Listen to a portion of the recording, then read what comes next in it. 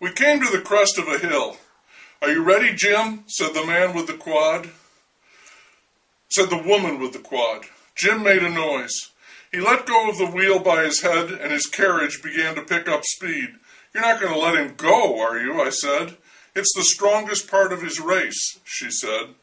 The quad was really rolling, moving through the runners ahead, sometimes banging into them, scattering them like some primitive battering ram. Jim was making a loud sound that was like the way a kid will imitate an airplane engine. People leaped aside in panic before him. "How can he see where he's going?" I said to the woman who was still jogging beside me. "He can't, really. He sort of feels his way," she said. "Don't worry, he's lashed in tight, the cart is sturdy, almost impossible to tip, and he's got bumpers to protect his head." As she said it, we heard a crash and people screaming. She smiled at my concern. "Don't worry, he's okay," she said. "We've done a lot of training. He can take a hit. I just hope they get out of his way." "Boy," I said, "I can't believe it. It's really amazing. He ought to have a TV news crew following him." "Oh, they wanted to," the woman said, "but Jim wouldn't let them. He's not in it for the publicity. He just wanted to complete the course." "Right," I said. We reached the mile mark, and I felt it was time for me to make my move. I did, picking up my pace, lengthening my stride, pumping my arms, head up, striving to maintain my form. I felt pretty good, loose and with a solid reserve of energy, but I wasn't gaining on the runners ahead, nor was I leaving my fellow racers behind. I tried to press ahead, but it did me no good. They kept up with me, even though the heart transplant chain smoker and Dave, the bald guy with AIDS and leukemia, were both perspiring freely, gasping and lurching as if each step might be their last. The heart guy was hacking and Dave was wheezing, and I couldn't get an advantage over either one of them. In the meantime, we had caught up with the quad. Rather, gravity had caught up with him. On fairly level ground again, he was once more grinding away on his wheel, moving his head rather like a turtle, forward, down, back, up, forward, down, back, up. 2 miles into the race, the baby stopped crying. But in the middle of my sigh of relief, the second baby awoke and, without missing a beat, began a cry that was indistinguishable from the first. "They work as a team, huh?" the heart transplant guy rasped to their mother, who was pushing the large stroller without apparent effort. "I told you they were very different," she said. It was uncanny. Like a well-honed tag team, the babies handed off the wailing throughout the entire course of the race. One would finally stop, exhausted from the effort, and the silence would startle the other into cries of its own. The quad surged down hills and grinded his way up them, surging and grinding, surging and grinding.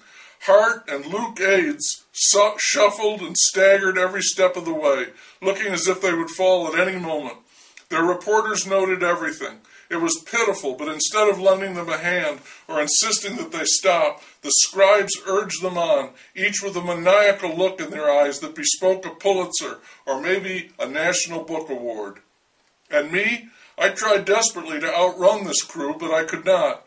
Old 88 was still gliding along by my side, a bag of bones, that's all he was, carried by the wind, and I no longer felt smooth or powerful. That comforting reserve of energy was gone, exhausted. I began to fear that I would be the one left behind. Running became a struggle. The air was burning in my lungs, my legs were heavy like lead, and my knees were screaming. No, it's not an image or a metaphor. My knees were screaming. Those joints, forced beyond their structural capability, were emitting sounds, screams, at a pitch higher than the range of human hearing. Dogs can hear knees scream. Several baying hounds were lining the road, barking at my screaming knees. People who didn't know better thought they were barking at the crying baby, but I knew they were barking at my screaming knees. The rest of the race, up to the very end, is one long blur of pain. I remember the perky young mother asking the heart transplant guy if he would please stop smoking. She couldn't understand why he had to smoke during the race. "Because I want to," he said. "It's a free country." "You're not free," she said. "You're hooked. You're addicted to those things. And you got screaming brats," he said. "You're hooked to them. We're all hooked to something, lady. Life ain't fair. "We're all hooked to something," the female reporter said as she wrote it down. "God, that's great. Fantastic. The levels of meaning, the depth. It's just unbelievable." "Life is a precious gift," said the bald guy. "I see that now. And health is such a blessing. The simple things, right, Dave?" his reporter said. "The everyday stuff we take for granted." "Hey, you ever think of donating your heart, Dave?" said the heart transplant guy. "You know, in case—" "You're unbelievable," said the perky young mother. "Hey, if he ain't using it," said the heart transplant guy, "that's all I meant." "You're talking to him like he's spare parts," she said. "What about you?" said the heart guy. "Oh," she said, "I just thought you were so socially concerned," he said, "that's all." I was amazed that any of them could talk. I was trying to save all my strength for the finish. We passed the 5-mile mark. "Home stretch," said old 88, grinning his gaping grin. "Told you, this is just a walk in the park." I tried to focus my mind to assess the situation. I believed now that I would finish. The question was where. I knew I couldn't beat the perky young mother and her twins. Old 88 looked as fresh as when the race had started. As for the quad, beating him depended on the grade of the road at the finish. If it was uphill, I might be able to take him. If it was level or downward slope, he had me. But Luke Aids and the heart transplant guy, they looked to be in trouble. My plan, my hope, my inspiration was to beat them to the line. I had just developed this strategy when one of the reporters, the man, called to the other. "Say," he said, "I've got an idea." "What is it?" she answered, doubtfully. "What if my guy and your guy agree to finish in a tie? You know, holding hands as they cross the line, the bond of sportsmanship. Wouldn't that be a great way to finish?" "I don't know," she said. "Think of the image," he said. "Think of what it does for both of our stories." "Isn't it cheating?" she said. "Well, what do you mean? Manipulating the story like that, isn't that unethical?" He laughed scornfully. "What's ethical?" he said. "I don't know," she said. "Come on, it's the spirit of cooperation," he said. "It's a collaboration. It's a grace note in an ugly world." She looked at the heart transplant guy. He was dragging himself forward, trying to light a new smoke off the butt of his last one. It seemed like the only way he might make it to the finish was if his monitors rolled him across the line. "Say," she said, "what if this whole group finished together? Wouldn't that make for a great story? What about it, sir?" She was talking to old 88. "All right with me," he said, beaming his toothless grin. "I don't care how I finish or when I finish, just so long as I do." "What about you?" she asked the quad's wife. "I don't know," she said. "Jim's doing this for himself. I don't mean to sound rude, but we don't want to be part of anybody else's story. What do you think, Jim?" From under his chariot, Jim made a grunting sound. "No," his wife said. "He just wants to finish."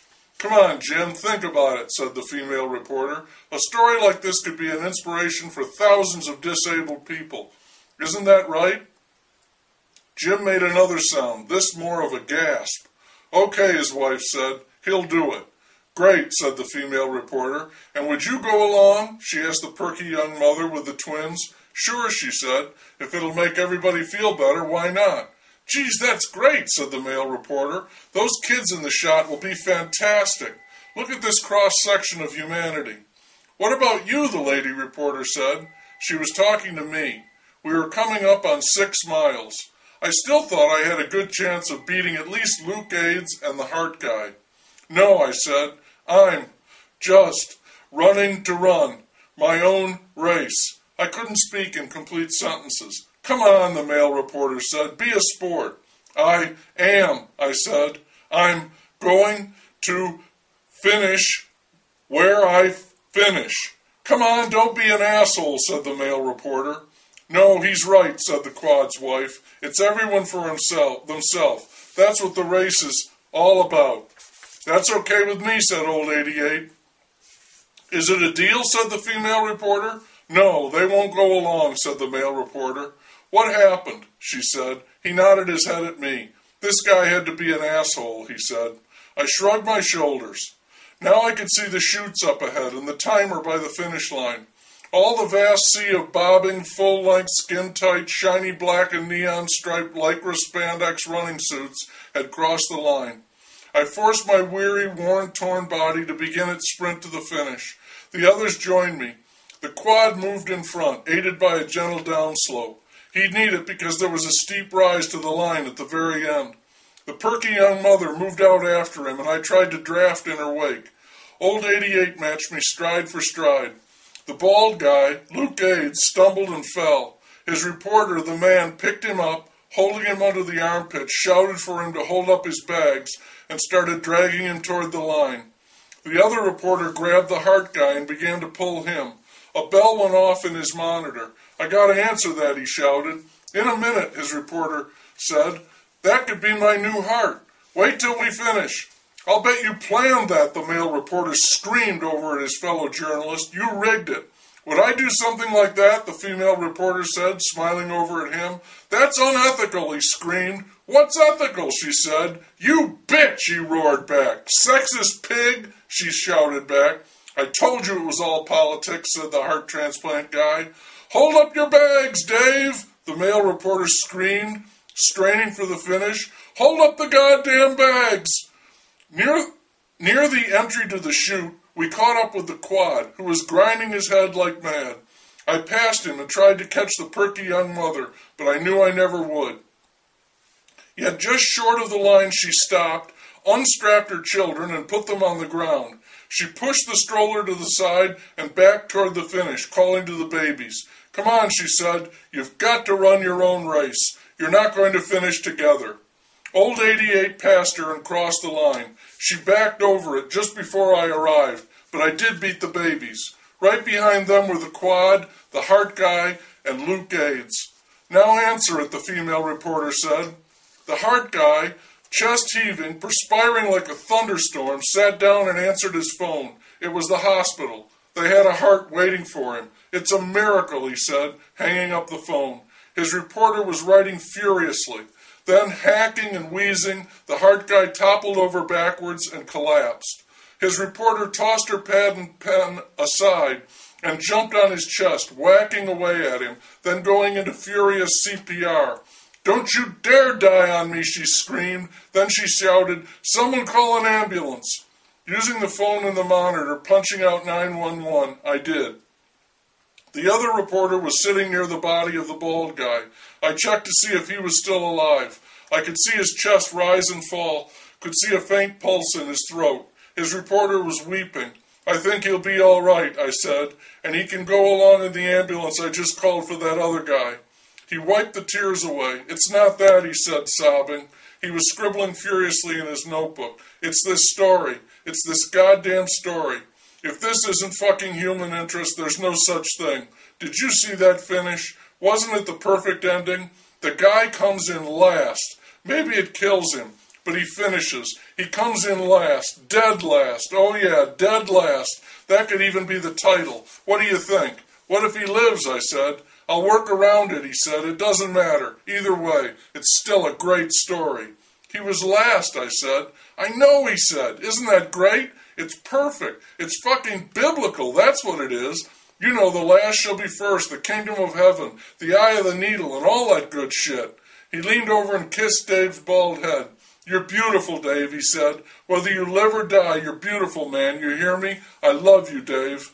I walked away from them, trying to keep my legs from cramping. I could hear the cry of the ambulance siren. The female reporter was giving the heart guy mouth to mouth. He coughed, said something to her, and she stopped, looked around, found his cigarettes, lit one, and put it to his lips. The perky young mother had disappeared with her twins. Somewhere in the crowd, one of them was crying, in concert now with the ambulance. The quad had let go of his wheel and was rolling back down the hill, chased by his wife. I started to walk stiffly, slowly to my car, and there was old 88, still not breathing hard, still grinning his vacant grin. "Great race," he said, slapping me on the back. "See you next year."